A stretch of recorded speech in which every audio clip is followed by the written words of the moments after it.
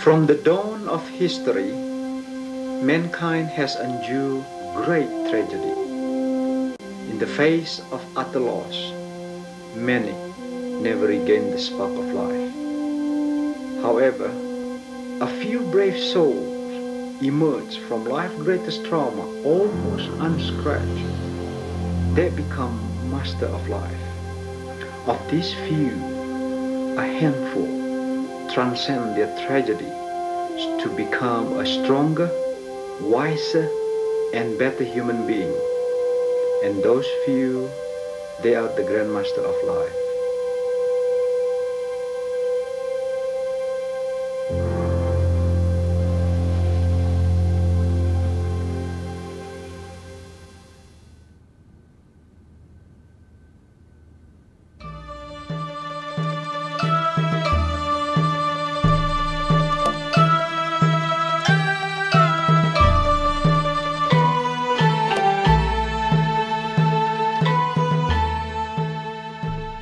Patrick David Quickle. I'm a third black belt in Chinese Shao Lin Kung Fu. I've been studying for over 15 years. I've been teaching for the last 3.5 years. I opened this school about 3 years ago, and we have slowly been building it up since then. And we try and do a study and do a traditional martial art that once was taught at the temples of China. We can drop back. And finger thrust, snake out. Then it's golden snake whips its tail again, so it's 1, 2. White snake comes out of the hole. 1, 2, 3. Green dragon, what do I do? Oh, green dragon. Oh, capture. Captures the rainbow.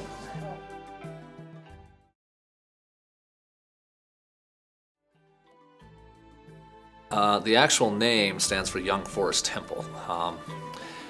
Basically, the Honan Temple, originally the story behind it was that the monks had done something nice for the emperor, and so they decided to build him a temple, and that was Honan. Years later, about the 6th century, Bodhidharma traveled from India to China, introduced himself to the temple. After eventually being let in, he taught them these exercises.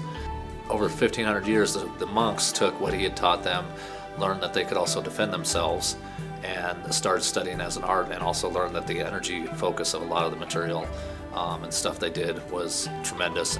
Well, when communism started coming in communist countries, they're not going to allow their people to know how to fight because they don't want a rebellion. They knew what they had to do to get the dynasties out of there. Well, they don't want the same thing happening to them. So basically, communism outlawed martial arts for a period of over 50 years. And sadly, several parts of arts were lost due to that. But from that, they destroyed all the temples. One of the last destroyed was the Fujian Temple, which from there, Grandmaster Su Kang Tai Jin left there, went into the mountains of China, and figured he'd survive and keep the art alive there. He was even known to have said that the art will never be the way it was when we had the temples. And he said, hopefully someday it will reproduce someplace else where it can produce freely.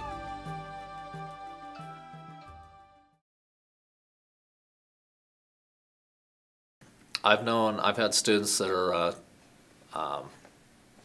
black belts in other arts, and everything they see from white belt through green belt here is more than they've seen in all the time it took them to get to black belt in that art. So first, there's a very much bigger, wider variety. But that's not to say a student might find something in this art and say, that's just what I want to study, that's the only thing. And like I tell them, I said, if you find that, go find somebody that just does that, just teaches that, and refine and work on that part. But the variety here keeps people interested, and they will learn more in this school than 90%, well, I would even venture to say 98% of the schools in just the Colorado area. It basically comes down to we've got a bigger, wider variety, and we cover not just the external, but the internal and the health aspects of it. And plus, we're one of the few schools that I know of that every 4 years we get all the students that want to take them to China and visit the old temples. So we're very much try to keep in depth of the tradition that's behind our art and where it came from.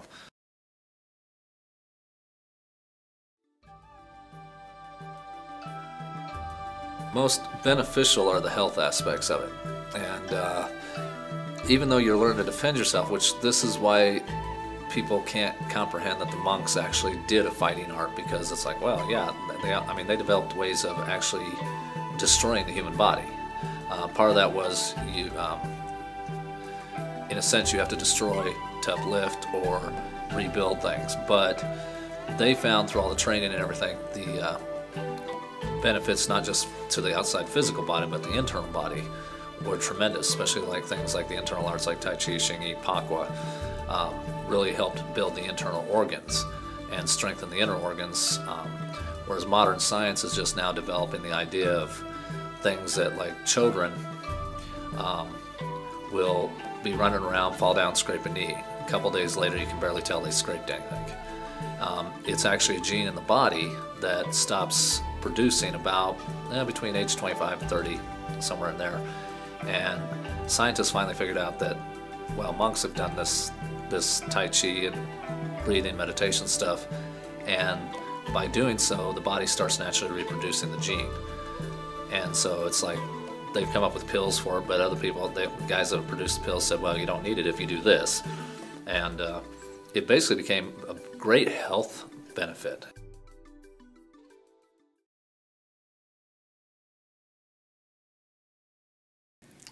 Well, I've heard many stories of how it's changed people's lives. I think it had an impact on mine. I don't know that it changed it a lot, but I think the one thing it changed, helped tremendously, was when I was younger I had a tremendous temper, and I was easily set off by just dumb little things. So with Shao Lin I was able to actually, with the study of it and realizing what I was learning could be damaging, it was more in effect to realize that knowing how to do it and doing it, two different things. And it's also, I found that just going through the material, working out, whether the meditation or the material or whatever, is a big stress release. Anybody can do it, and the fact of it is, it's an art. It's a living art. It's not a matter of exactness that, oh, you got to do this exact move, or you got to do this exact hit, or this hand has to be exactly this. That's stiff and rigorous training. That's one thing Bruce Lee couldn't stand. The school aspects, it's like, yeah, you get to meet a group of friends, and everybody I've ever known is like, God, I miss high school. Well, part of what everybody misses is the camaraderie of high school, going and seeing people and friends. And that's the nice thing about having a place to go learn it, is that you have a place where you go know people that are doing the same thing, enjoying the same thing.